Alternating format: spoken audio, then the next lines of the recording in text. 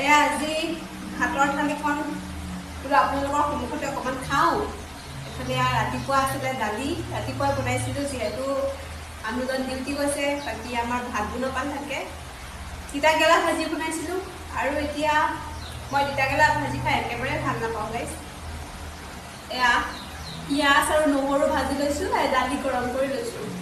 এতিয়া খাই দিওঁ আৰু নাখাওঁ বুলি ভাবিছিলোঁ, এতিয়া নাখালেও নহ'ব নহয়, সেইকাৰণে আৰু খাই দিওঁ। আৰু এই তলতে বহি লৈছোঁ আৰু কি ক'ব, যিহেতু আমি আছোঁ চেন্নাইত আছোঁ, ইয়াতে আৰু কিনো টেবুল চেবুল আনিব, যিহেতু যোৱা সময় হ'বগৈ, ইয়াতেতো গোটেই জীৱন নাথাকোঁ। সেইবাবে আজি খুব ডাঠ কৰি দালি বনাইছোঁ। টেষ্টি বিৰাট হৈছে।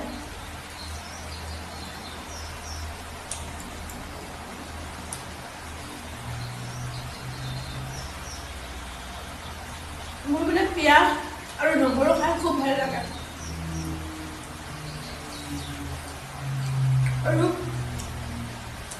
অকলে অকলে খাবলৈ ভাল নালাগে যে, সেইকাৰণে কেমেৰাটোকে লগাই লৈছোঁ। আৰু